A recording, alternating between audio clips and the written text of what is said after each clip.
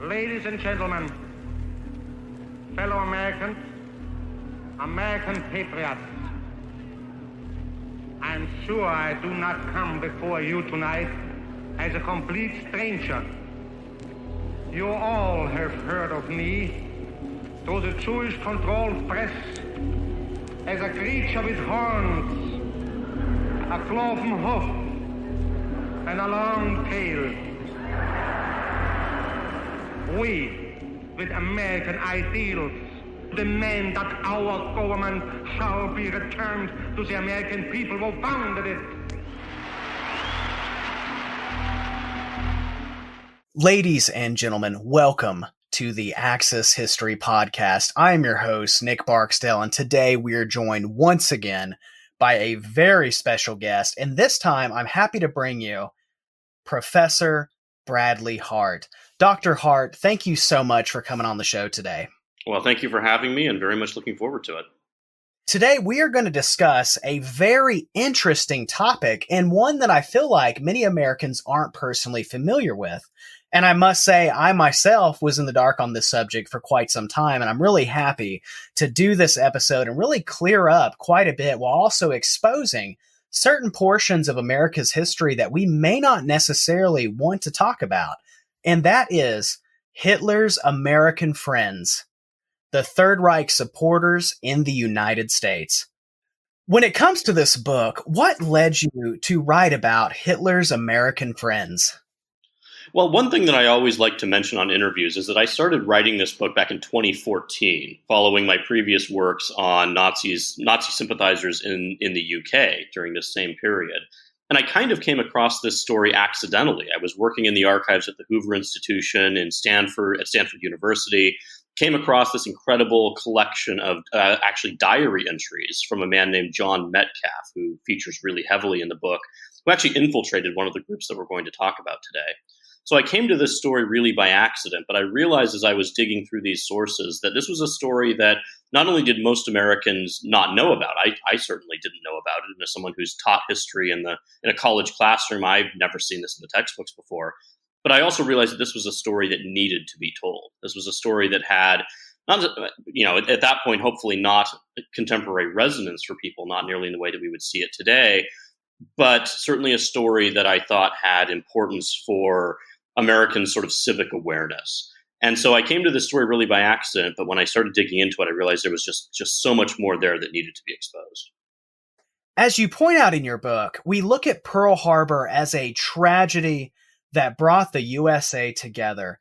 But there's an uncomfortable truth behind that, and that was the fact that America, up to that point, was deeply divided. Would you expand on this and explain what was this division?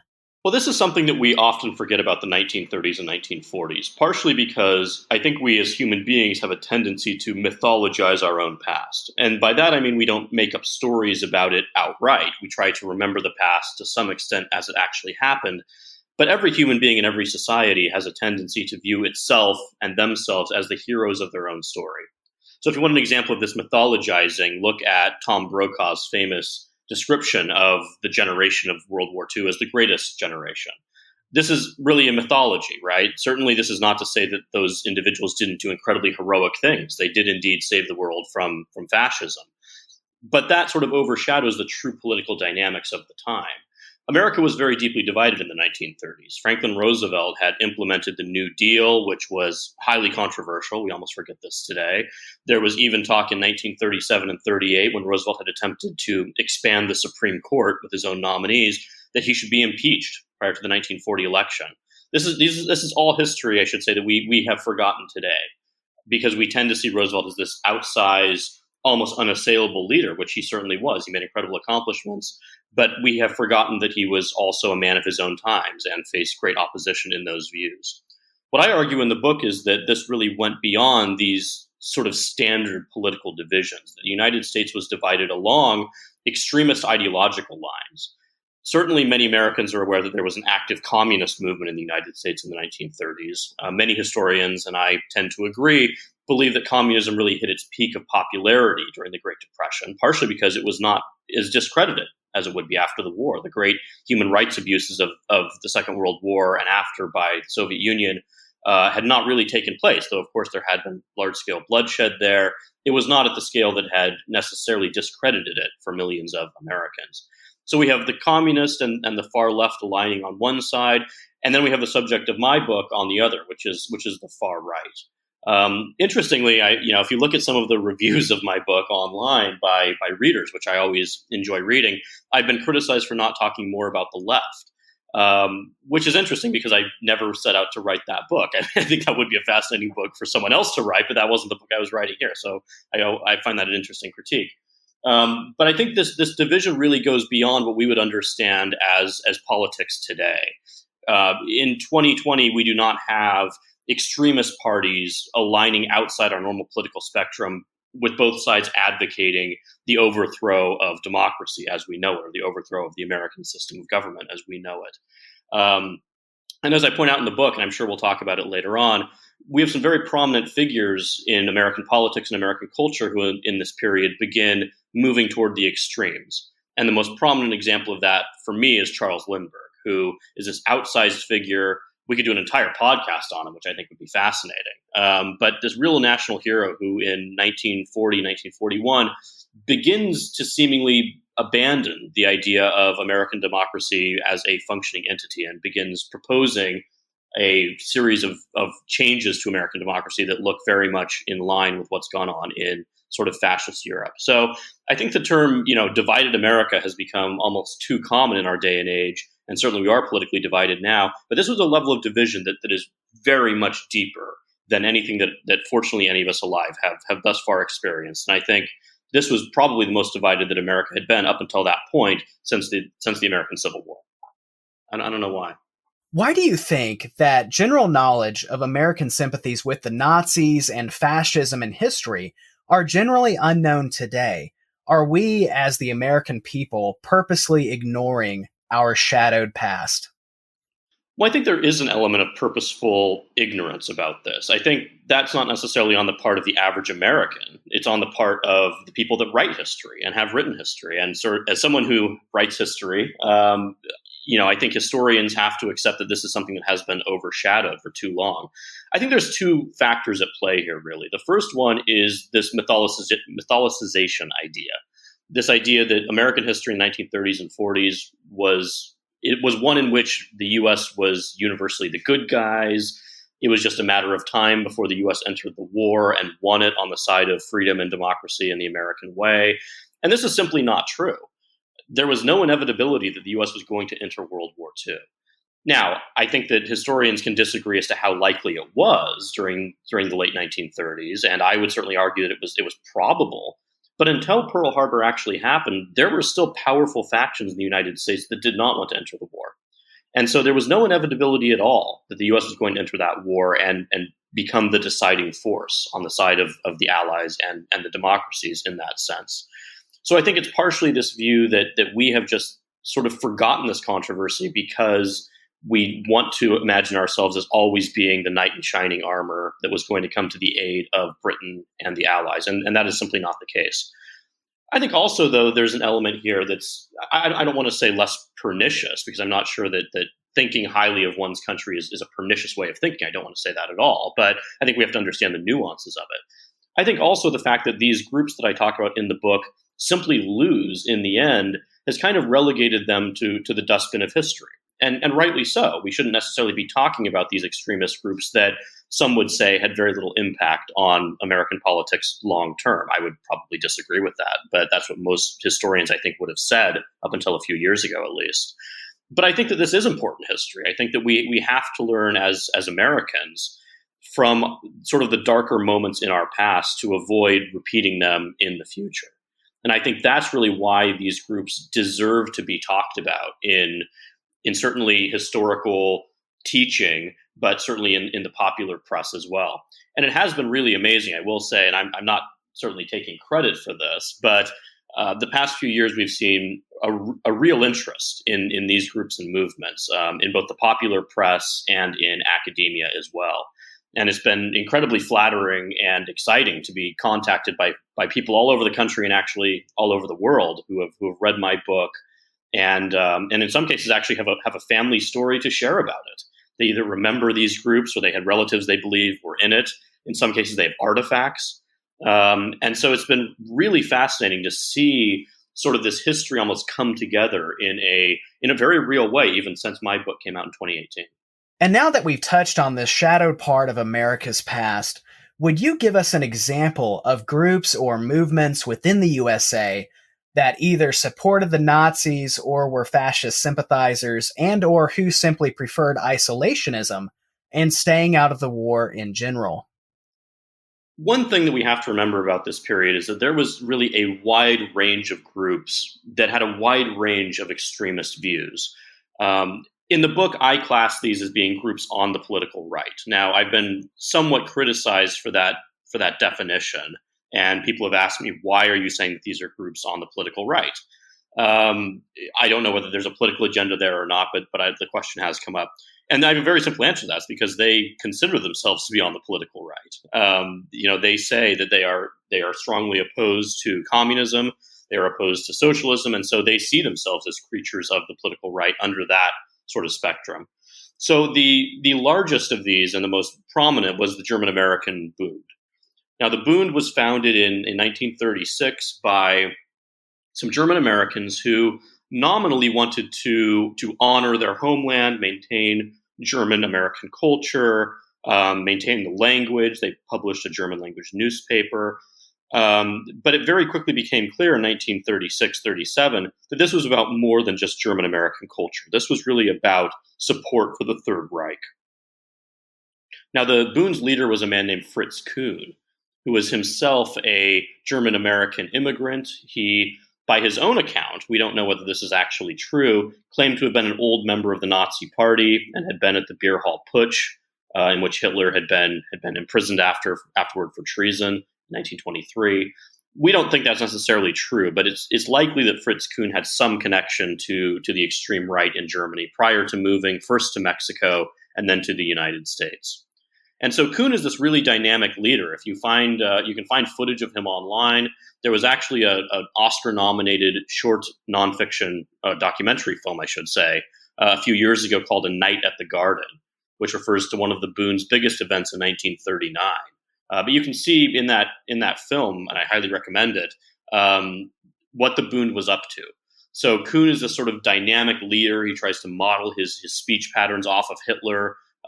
He actually speaks in English with a very thick German accent, which of course limits his appeal to a wide breadth of Americans. But he quickly sort of generates this support network or this membership of we think almost close to 100,000 people at the peak of his power.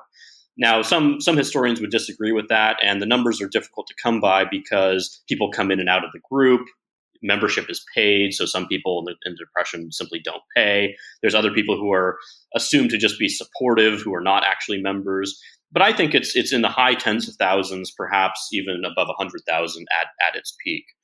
And the Bund becomes very troubling to the U.S. government. So Kuhn is this outsized leader. He wears these uniforms that are modeled off of the SA in Germany. And he, even more insidiously, begins putting together children's summer camps. So German-American Bund members, especially in the New York City region, can send their children out to these camps where they are, as we would say today, indoctrinated with supporting the Third Reich. They sing songs about Hitler. They learn German. They even put on very creepy Christmas programs and things like that end with these kids giving the Nazi salute. And so Kuhn becomes this object of great concern within the United States. And so there's great pressure on Congress and the FBI to intervene.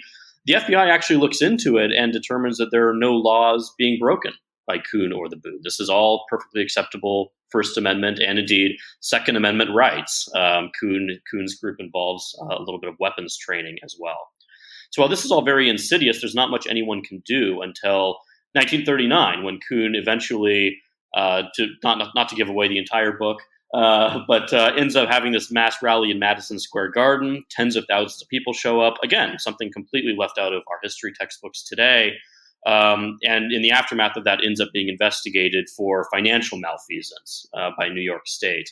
And as it turns out, Kuhn has been taking some money out of the Bund's accounts. as it turns out, to support several mistresses in various cities across the country. So the Bund is really brought down by the vagaries of its leadership, and that's true across several of the groups that I look at in the book. So while these men, and it is generally men, present themselves as the American version of Hitler, oftentimes they are revealed to simply be frauds, to be people who have been grifting off of very enthusiastic supporters, and indeed sort of putting the membership dues into their pockets. On the isolationist side, the side opposed to intervention in the war, the biggest group by far is the America First Committee. Now, America First is founded after the 1940 election. I'm sure we'll talk about that more later on. But it rapidly explodes into a membership of more than 800,000 people. So some historians argue this is the biggest political nonpartisan group in American history in terms of popular membership. The America Firsters actually have a wide platform of policies that they're proposing. They're proposing economic isolationism. They're proposing huge tariff walls to protect American industries. And they are most certainly proposing keeping the U.S. out of any involvement in the European war, which is well underway in 1940 and 41. So this is a mass movement. This is really a group that is founded because FDR wins the 1940 election. Now there is great fear that the U.S. will enter the war, which it will after Pearl Harbor. And the most popular America First speaker is Charles Lindbergh, who I'm sure we'll talk about in great depth. But he's not the only one. America First includes a number of U.S. senators, a number of representatives, cultural figures from sort of across the political spectrum. It is bipartisan in that sense. And I argue in the book, and this is somewhat controversial, that America First is really one of Hitler's greatest assets in the United States at this moment in history. Not because it is like the Bund. It's not working to establish, hypothetically, a Nazi-style dictatorship in the U.S., but because it is working towards Nazi strategic aims, knowingly or unknowingly. And I quote people like Hermann Goering in the book, sort of remarking that America First is one of the Nazis' greatest allies because it is putting so much pressure on Roosevelt to stay out of the war, which is what Hitler and the Nazi high command really wants. So, you really have groups here that run the gamut of folks like the Bund that sort of desire some sort of version of Nazism in the United States. And then you have groups like America First that I think genuinely are presenting themselves as a patriotic organization. I think most America Firsters believe that they are working in the best interests of their country. But I don't think that it's at all a stretch to say that when you think of what the Nazis are aiming for in 1940-41, the America Firsters are inadvertently really advocating in favor of Nazi Germany's strategic interests. That is really, really interesting. We've talked a little bit about different groups in the USA who may have willingly or unknowingly helped the Nazis or almost helped the Nazis in their goal. My next question is, were there pushes in the USA to install a similar regime in America? And if so, who were the group or groups attempting to mimic the American version of the Third Reich? Well, you've got a number of groups that supposedly want to install something similar to what's happening in Nazi Germany. The big one, again, being the German-American Bund, this group that has a nationwide presence. There are others as well, though. I think one of the more bizarre groups is called the Silver Legion, which occupies the second chapter of my book. But the Silver Legion is founded by a man named William Dudley Pelley, who is a mystic, actually. He is interested in seances and contacting the dearly departed. Claims to have gotten in spiritual touch with George Washington and Abraham Lincoln and Jesus. So he's a sort of outsized figure. And what we have to remember is that spiritualism is very popular in the United States in the 1920s and 1930s, especially in Hollywood, where actually Pelley is from. He's a Hollywood screenwriter. And so, the Silver Legion is this very outsized group. I think that Pelley being a Hollywood screenwriter is actually the key to understanding it. Because these guys are so over the top that it almost seems like they are being written for the silver screen. But Pelley organizes them into what he calls his Silver Legion. He issues them very distinct uniforms, even more distinct than the Bund, that are silver shirts with this giant red L right over the heart, that he claims stands for a motto of three terms that start with L, but really it stands for the Legion. And this is the kind of stuff, again, that would be quite easily, I think, written off as an obscure group that made no difference in American history, except that they are quite scary at the time. The Legion attracts nationwide attention in the press and in Congress because Pelly's lieutenants order its members to start arming to prepare for what they see as a future racial war. They are actually infiltrated by various intelligence and law enforcement groups at various points. Pelly runs for president in 1936, only gets on the ballot in the state of Washington. But still, this is not necessarily a man who has no following whatsoever. There are hearings on Capitol Hill related to what the Silver Legion is up to. And so Pelly, actually very similar to Fritz Kuhn, ends up being brought down by his own financial malfeasance. As it turns out, he had been running a spiritualist journal out of Asheville, North Carolina, where he was from. And when he founds the Silver Legion, kind of not necessarily embezzles, but moves funds that had been obtained from stockholders in the journal into the Legion's coffers. And of course, this is fraud. So Pelly actually ends up going on the run for a period of time, sort of evading the law in Indiana. He's struck by an alliance with the local Ku Klux Klan, so he's probably being helped out by the Klan up there. And I think it's in 1941, I want to say, where he actually ends up turning himself in to authorities. He no longer wants to be on the run. So this is a man who's really larger than life. And I think, when we think about this counterfactual question, right, if had there been some sort of fascist revolution in the United States, or if the Nazis had, even more sort of, I think, unlikely, been able to invade the United States and set up a Quisling style puppet regime here, who would they have gone to sort of do this? I mean, I think the answer is pretty clear. It would have been people like Charles Lindbergh, who the Nazis know very well. Actually, Lindbergh spends time in Germany. He's a very popular figure in the United States. But it also would have been people like Fritz Kuhn. It would have been people like William Dudley Pelly, who are more ideologically extreme, but can command a certain part of the electorate, right? I mean, Pelly, while he has the Silver Legion, is very popular among Klansmen as well. And so this is, if you imagine this counterfactual sort of, Nazi coalition, these are the men that would have featured in its governance. And so I think that's really why we have to keep these groups in mind. We have to really understand what they believed and how they function, because while quite fortunately they ended up being asterisks in history, they might have at one point have been much more. With many of these groups being very extreme, I'm sure being very racially motivated, of course, the Silver Legion is preparing for this supposedly upcoming racial war. What effects did these movements and sympathies have on anti-Semitism and anti-Slavic sentiments in the U.S.?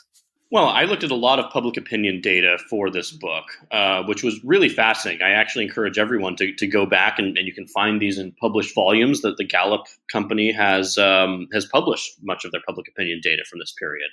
But one thing we have to remember is that anti-Semitism was very common in the United States in this period. And this is not just what we would consider sort of casual anti-Semitism today, exclusion of Jewish members from golf clubs, or casually anti-Semitic remarks, things of that sort, which persist unfortunately in our present day, but also in our recent history as well.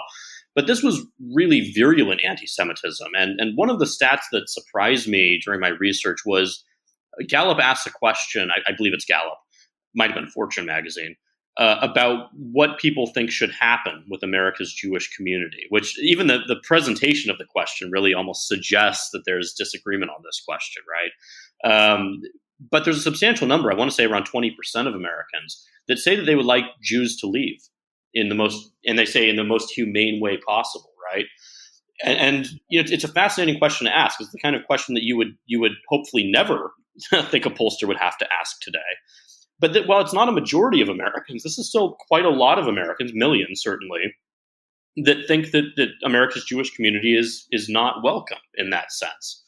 And so there's no doubt that these groups are, in a lot of ways, preying upon, I think, this undertone of anti-Semitism, and of course anti-Slavic sentiment as well. I mean, this is just general anti-immigrant sentiment to some extent.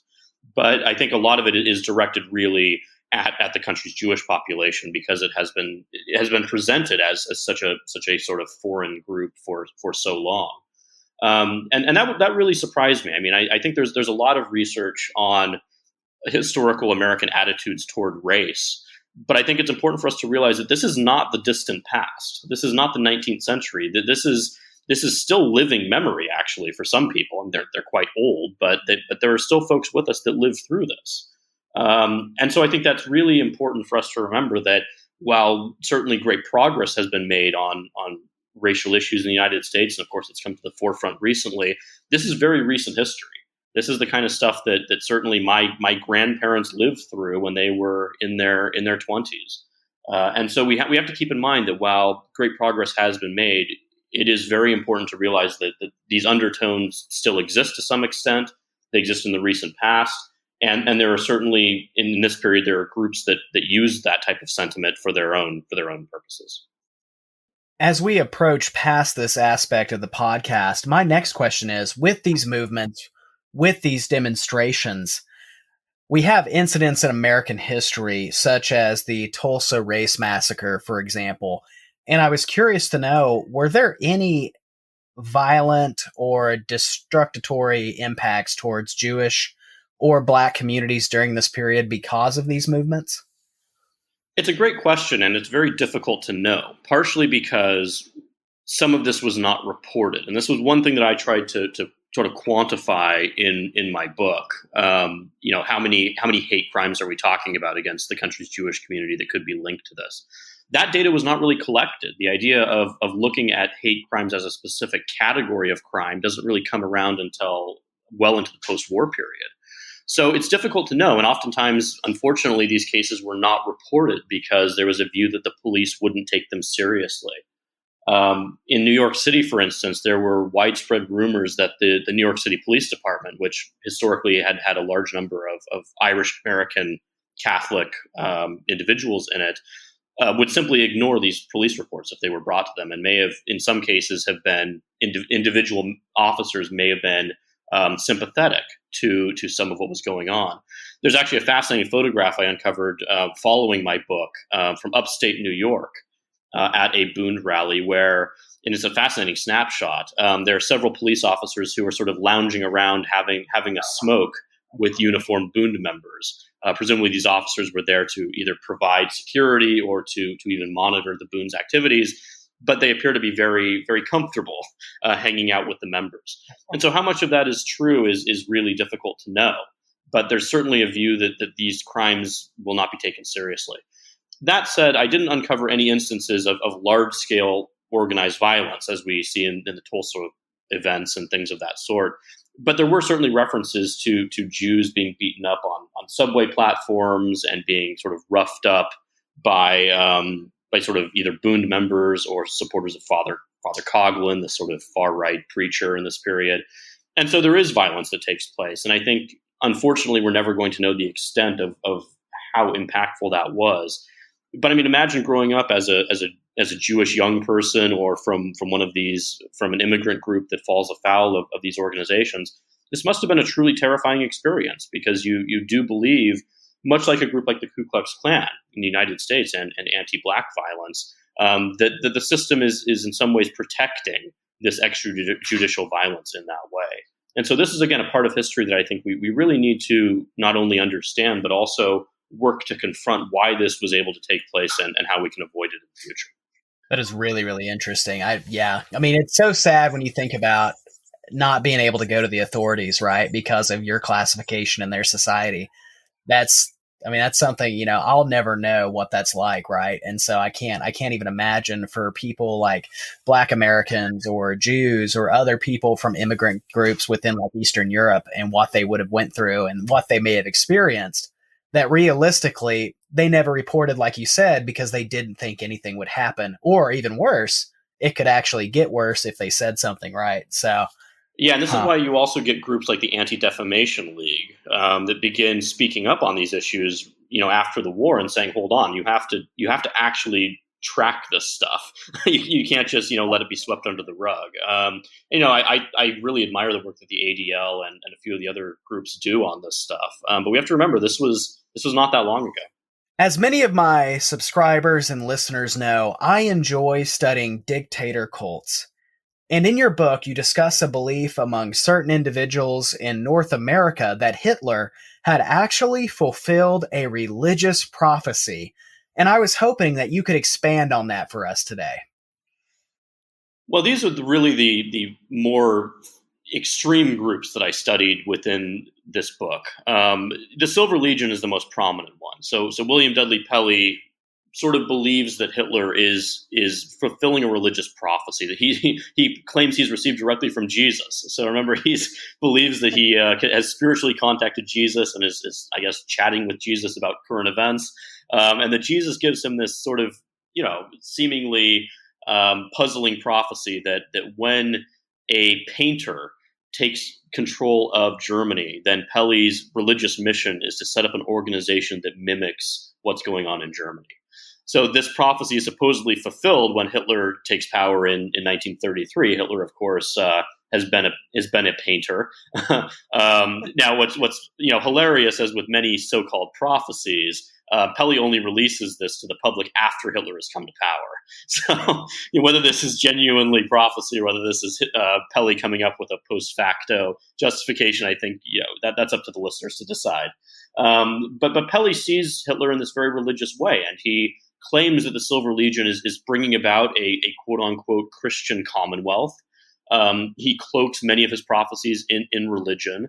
And I think this is a really valuable way that he uses this to his own benefit, let's say, because America is still a deeply religious country in this period. I think there's a secondary sort of phenomenon that happens here too, and that is the view that Hitler is a protector of Christianity in Germany.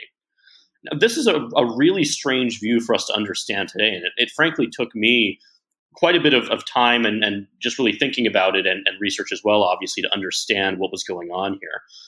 But the essence of it is we have to remember that Germany has undergone this very tumultuous 1920s, where you have communists brawling with members of far-right parties in the streets of Berlin.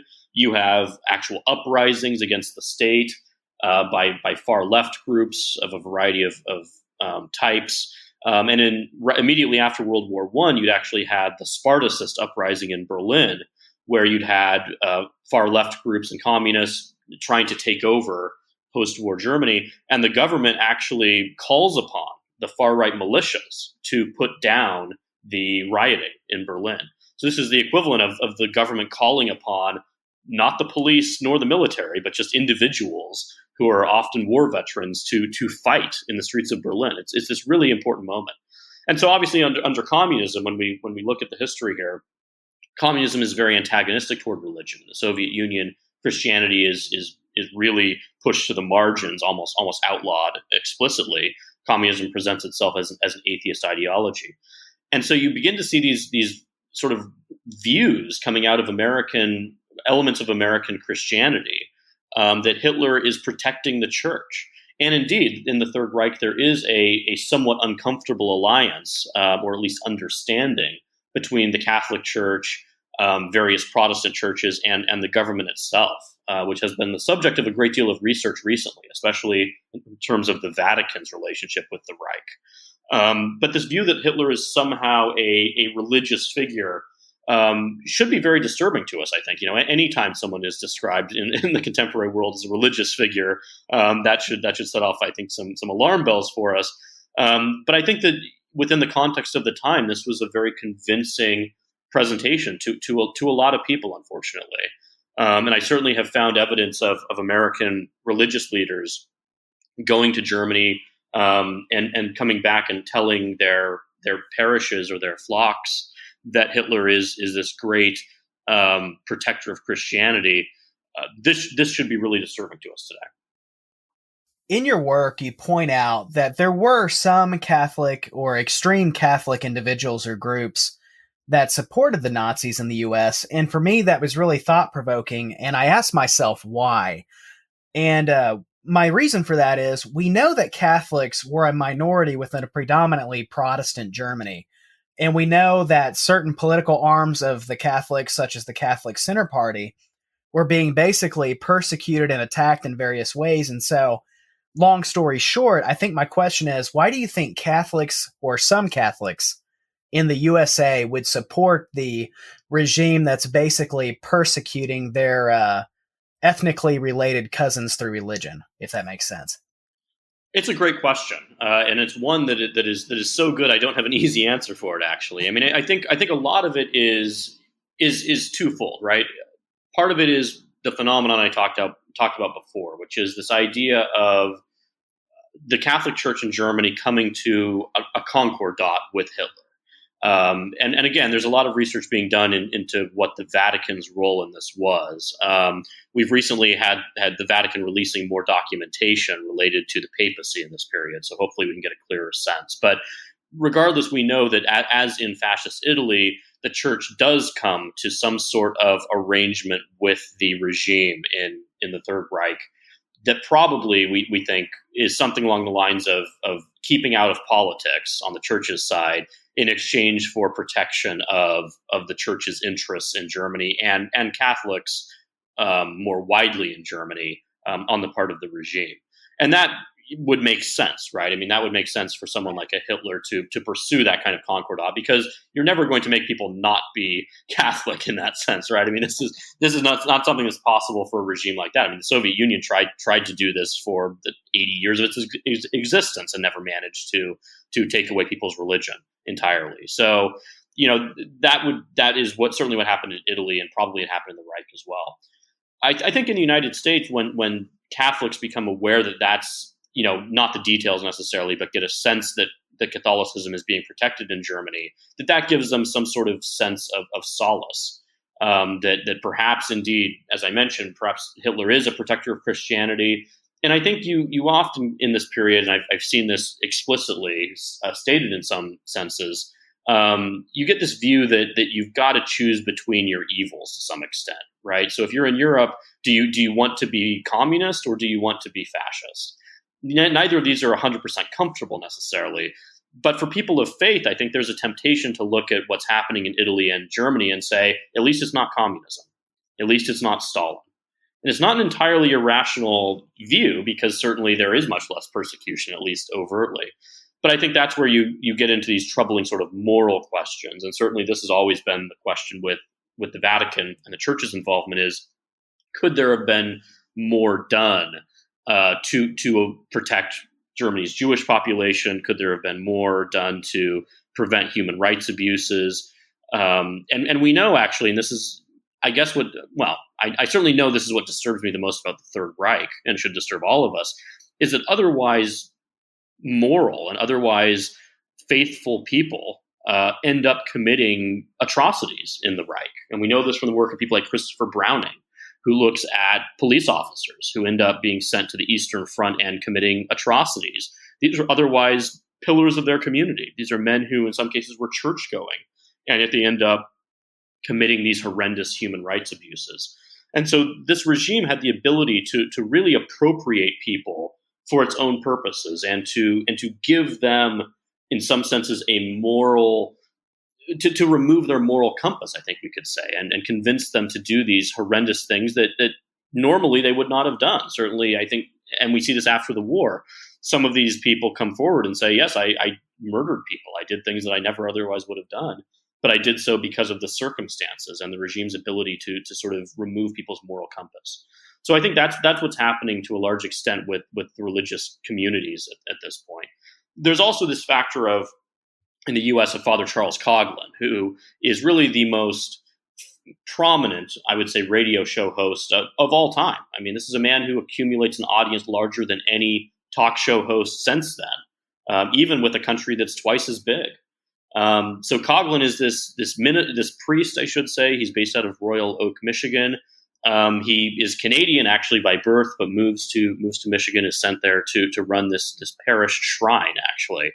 And Coughlin turns to radio in the 1920s as a way to, with the noblest of intentions, we should say. He goes on radio to try to educate the largely Protestant Michigan community about Catholicism, and sort of can try to show that Catholics are members of the society just as they are. They are patriotic Americans. They are not an alien threat. This is an area where there's a lot of Ku Klux Klan activity in that period. So it's the noblest of intentions. But after the Depression begins, Coughlin begins moving in this much more politically extreme direction.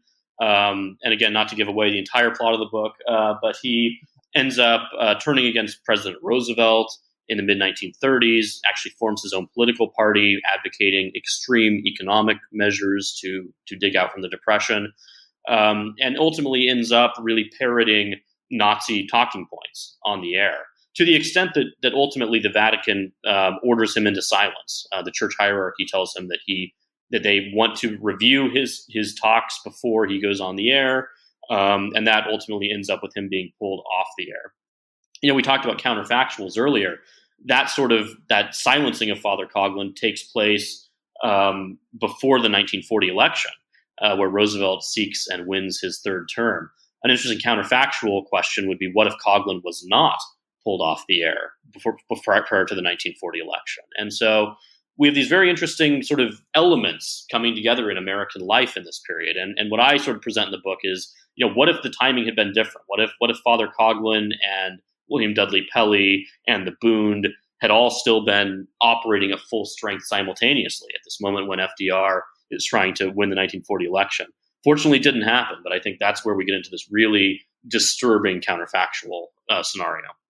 That's so interesting, because when you think of, like our public radio today, the last thing you think about is, fascist ideology or Nazism being pushed to an American audience. And that just, that absolutely baffles me. Until that part of your book, I'll be honest, I had never even realized such a thing had ever happened. And it's baffling to think about, right? It's just, wow. Well, it is, and I think it's partially because we there's a lot of extreme stuff on the radio, but it'd be very unlikely that you would hear someone advocating National Socialism, right? I mean, that would be very disturbing, I think, to a wide breadth of Americans, which is a good thing, right? I mean, it's good that we've even in our extreme and polarized times, we've sort of pushed this stuff so far outside the mainstream that I think it would be very disturbing for people to hear that. Now, we're going to come to a part of your book that really touches on something that not only astonished me, but it actually made me quite angry. And it's really weird because I don't hardly ever get aggravated when reading about history, right? It's just a part of hindsight. It never really affects me. But that was the fact that certain members of Congress use their special privileges and taxpayer money to basically mail and distribute Nazi propaganda. Would you expand on this a little bit more for my audience who is probably unfamiliar with this? Absolutely. I agree. This is an absolutely infuriating story. And it's one that, in researching the book, I was surprised that I had never heard about before. I mean, this is something that involves Capitol Hill. It involves the real seat of American political power. At the heart of this plot was a man named George Sylvester Viereck, who was a German propagandist. He had actually been a propagandist during World War I, and very narrowly escaped, by the way, being tossed into prison for subversive propaganda. But manages to skate the charges in World War I, goes off to Germany in the interwar period, becomes sort of infatuated with Hitler, and comes back and really offers his services to the German foreign ministry. And Viereck's idea is that if you're going to keep America out of the Second World War, you have to have prominent political figures advocating that view. So during World War I, he had tried to publish journals and plant stories in the press and things like that, and it simply didn't work. So Viereck's idea was that it's important to have respected voices putting forth these views. And Viereck is really a genius, I should point out. I mean, this is incredibly cynical and should be very disturbing stuff. But in the 1930s, Viereck actually begins cultivating a network of isolationist senators on Capitol Hill. And so his first target is Senator Ernest Lundeen, who's from the upper Midwest. He's actually a farmer labor member, and he has been a skeptic of American involvement in World War I. He represents a large German American constituency. And so, and Lundeen, we should point out, is also personally corrupt. So he's made some bad business deals during the Great Depression, and is so broke, apparently, that he asks his staff to kick back part of their salaries to him every month in exchange for their employment. This is a man who will do anything, needs and wants the money, and is an easy target for someone like a Viereck. So Viereck goes to Lundeen and says, "Look, you Senator, are anti-war as well. I have contacts in Germany. I can help you keep the U.S. out of the war. I can help educate the American public. And so this starts out as sort of a speech writing arrangement where Lundin actually asked Viereck to help out with his speeches on an uncompensated basis. And Viereck, of course, does this. Now, when you look at these speeches, these are things that we actually know are being written in Berlin in some cases. They're coming directly from the propaganda ministry. And they are speeches that hurl vitriol on the British and call upon the British to pay their First World War debts, which was another highly controversial issue that we've completely forgotten about today. But this was a massive political sort of controversy in the 1930s. He criticizes the British ambassador to the United States because he had formerly been an appeaser in Britain. He sort of suggests that the United States and Germany do not have a need to go to war with one another. There's a potential peace that can be reached. So we have a Nazi agent planting this information into Viereck's speeches. And it's very clear that Viereck is actually just writing the senator's speeches at this point. But this is not enough for Viereck. So he has these speeches being given or placed in the congressional record, but he desires more. I mean, this is not necessarily reaching a mass audience. So what Viereck then realizes is that members of Congress have a very unique privilege, and that is privilege to insert statements into the congressional record. So he begins inserting speeches that are not even being delivered in the U.S. Senate into the congressional record. And then, this is where it's truly genius, he begins ordering off prints of those speeches from the Congressional Printing Office. So this is still actually the case on Capitol Hill. But you can order, not so much in the digital age, obviously, but theoretically it could happen. That in this period, senators could order and representatives could order these speeches to be printed really at taxpayer expense. So they would pay a nominal sum for them, but they'd be printed and given to the congressional office. And then Viereck decided or figured out that he could use congressional franking privilege. So the congressional frank is the ability to send mail out at taxpayer expense. So Viereck begins doing this. He begins inserting speeches into the congressional record, ordering off prints, which are largely being paid for by taxpayers, and then mailing these speeches out in envelopes with a senator or representative's signature on the top using the congressional frank.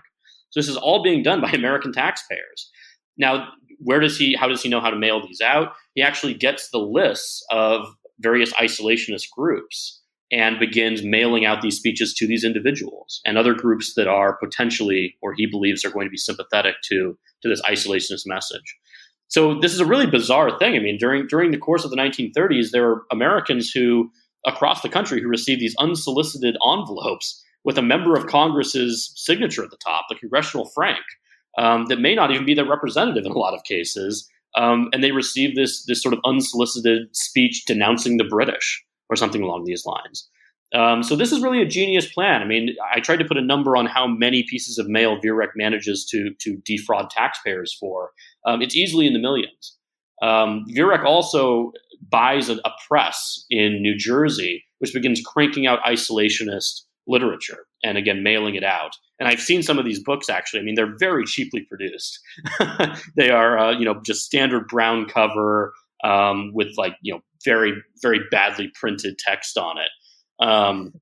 But he's printing these in huge numbers. And what's interesting about this is when he's working with Lundin and some of these other representatives that he gets to write things, quote unquote, for his press, he actually kicks them back some of the royalties. And so this is a financial arrangement as well. It's corruption really at the highest levels, if you will, of the U.S. government. Lundin is financing this, incidentally, by money he's just picking up from the German embassy. He has received an open line of credit, essentially, from the German embassy. And so there's accounts of him just going there and picking up bundles of cash and taking them out and using them to publish these books at his press in New Jersey. And then actually a few of the books actually do quite well. And so he just pockets those profits as well and probably dispenses them out to various political figures or staffers that are part of his scheme. So this is really clever stuff. This goes on quite legally, actually, largely legally, until the U.S. passes the Foreign Agents Registration Act in 1938. Now, this is actually legislation that I argue is written to shut down Viereck himself, but it essentially requires that anyone working on behalf of what's called a foreign principal, So a foreign government register that activity in that period with the Secretary of State. Viereck has not done this. He is clearly working for the Nazis. And so the U.S. government ends up prosecuting him for violations of FARA, as it's called. Again, not to give away the whole plot, but he ends up appealing that conviction to the U.S. Supreme Court on the basis that it is a ex post facto law, that when he was actually committing this crime, it was not a crime. And bizarrely, the Supreme Court upholds this. So Viereck's conviction is actually vacated, which point the U.S. government goes after him again on another set of charges. So again, I think this just goes on to reflect just how tenuous American politics was in this period. I mean, this is a huge scandal. I mean, this makes the front pages, and there are congressional staffers that go to prison as part of this for perjury. I mean, this is a big scandal, and something that I think we've just forgotten about today because there's so much other stuff going on in this period. That is absolutely amazing. I mean, I have to give it to him. Like, I mean, honestly, the whole scheme obviously agitates me, but you can't actually call him an idiot. Like, obviously, this dude is incredibly intelligent, and he knows how to work a system. Wow. Well, absolutely. I mean, I think one thing, you can say about Viereck a lot of things, but he's a very smart man and also a very accomplished author. I mean, he writes poetry. He is friends with Teddy Roosevelt. I mean, he's a fascinating figure who I think, really deserves more of a look at American history. He's really more important than I think we let on. As we approach the end of this episode, I want to bring up our day today and parallels with the past. When it comes to Nazism and fascism, would you say that there are still remnants in the USA today? Do you believe that there are certain modern parallels going on today that perfectly or closely mirror the past? Well, I think one of my favorite sayings that's often been attributed to Mark Twain, but I'm not sure we actually know its origins, is that history never repeats itself, but it rhymes. And I think there's no doubt that we are seeing offshoot groups of the ones that I look at in the 1930s in our world today. The neo-Nazi movement, unfortunately, is as strong today as it's ever been in this country. And only a few days ago, at the time we're recording this, the acting director of the FBI has said that the white supremacism presents perhaps our greatest domestic security challenge. So there is no doubt that we are seeing an upswing in groups that are emulating the ones that I look at in this book. What's also disturbing, and I certainly am not encouraging listeners to do this necessarily, but if you sort of enter the far right internet sphere for any period of time, and by that I mean sort of far right message boards where these folks congregate, often anonymously, you'll see direct references to these groups. You will see people discussing people like Fritz Kuhn. You will see reprints of George Sylvester Viereck's writings from this period, and those are being appropriated again today. And so we have to understand that this is not dead history. This is very active in our time. And I'm sure I don't need to remind any listeners about the events that we saw in Charlottesville a few years ago, where we saw groups from across the spectrum of the far right converging in what became ultimately a violent confrontation. The other thing that I think it's important to remind people is that that's not a bug in the system, so to speak. It's not surprising that those types of events result in violence. Because if you look at what these groups have written, even in the 1930s and today, violence is part of the ideology. It is something that they welcome. They welcome those violent confrontations. And so unfortunately, I think that this is a very serious threat to the United States' internal stability today. I think the other factor, of course, is that we're seeing a lot of this rhetoric being stoked online by malicious actors. Following the 2016 election, there was this analysis, and certainly we don't have to be political about this. I mean, this was the analysis of our intelligence services, that actors in Russia particularly use social media to try to up the temperature in the United States, to try to divide Americans against one another, using a lot of these sort of messages from both sides of the political spectrum, actually. But I think in some ways the far right has been prepping for this moment for a considerable period of time. one of my research angles that I'm looking at right now is tracing some of these groups after the war. And I found a little bit of evidence. I mean, this will be a little bit of a preview for the audience, I guess, of things I'm working on, that a lot of these individuals simply morph into supporters of neo-Nazi groups after the war. And there's some interesting outside angles too. So William Dudley Pelley actually becomes one of the founders of early UFOlogy. So he begins writing about aliens, right, in this period. And some of your listeners may be aware that that UFOlogy is this kind of interesting world of its own that's been mainstreamed by certain cable networks and things like that. But UFOlogy has its origins in some ways in the Third Reich. Heinrich Himmler and the SS are interested in the origins of the Aryan race, as they call it, and they have send these strange expeditions to Antarctica and to Nepal and places like that to try to find these roots. Well, after the war, that morphs into this increasing interest in the Cold War period with UFOs, and the idea that perhaps aliens have either visited the Earth or are on Earth today. And so you have a lot of threads that I think these sort of groups move into after the war, and that's really become my interest today. But I think when we look at American politics, it can be very disheartening, and I think I'm sort of guilty of it myself, because when we look at history like this, there's a temptation to say, well, it's a bunch of Nazis in the 30s, and the Nazis are coming back today, and we're all in trouble because of that. And certainly it is deeply concerning. But I think also what's important to keep in mind is a sense of optimism. In the 1930s, these groups never really got close to obtaining power. The American political system did ultimately hold together. Now, you could say that's partially because of Pearl Harbor and the fact that Americans largely, 95+% united after Pearl Harbor in favor of the war effort. But I think there's also something about the American mentality that serves to protect us against that as well. I do not think that most Americans will ever support a regime of the type that we saw in Europe in the 1930s. And that's a good thing. We are too diverse as a country. We are too diverse in our thinking. We are too pluralistic, I think, at the end of the day.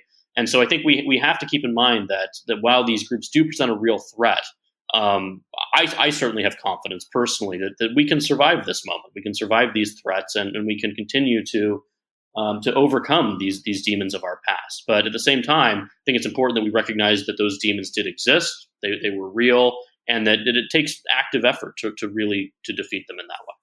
You had mentioned your book reviews and some of the comments you get, this almost whataboutism. And I've noticed this myself when posting about the war crimes of the Nazis in Eastern Europe or France, that I get a lot of flack, and a lot of the comments are, well, what about the Soviets? What about this? And it's an odd attempt in a way to deflect to a different political side of the spectrum.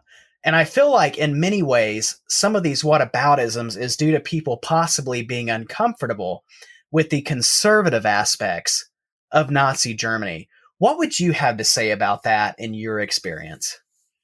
Well, I think it's very true. I mean, I actually go on and read every review of my book that I can, which may not be the healthiest practice. But I think it's important to sort of see what readers are saying. And fortunately, a lot of the reviews in the press have been very positive and focused on the new information that this book reveals. But some of the online reviewers by readers, and I hope they have actually read the book,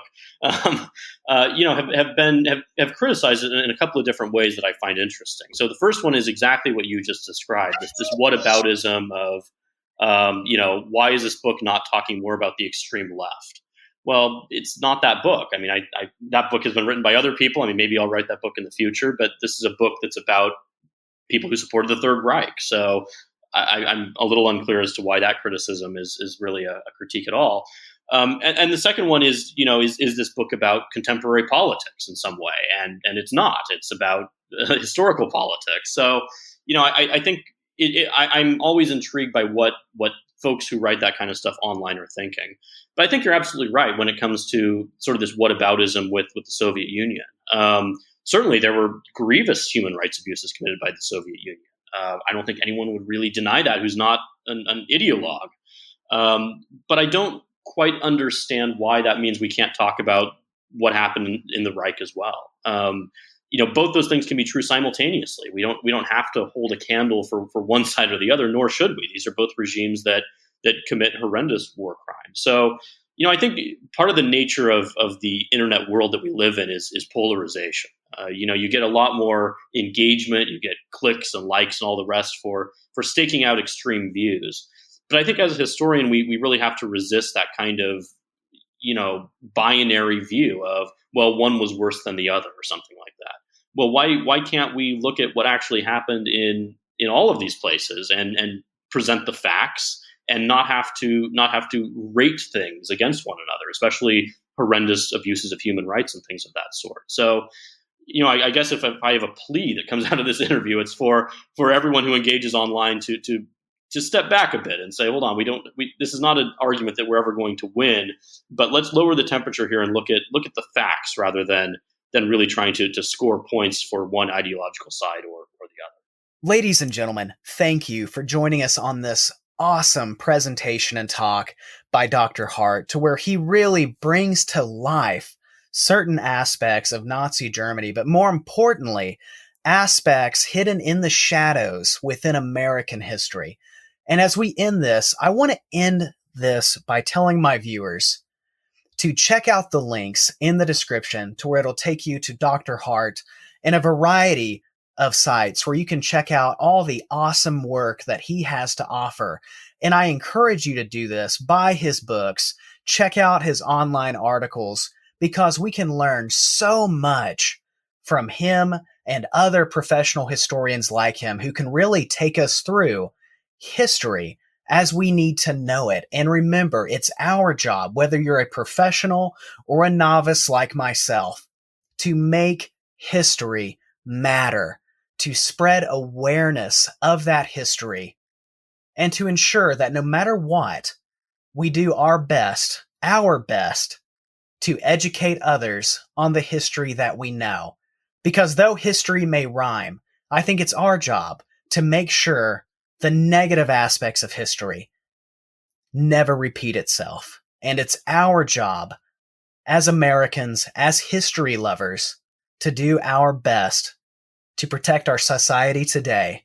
And education is one of the most fundamental aspects of that struggle.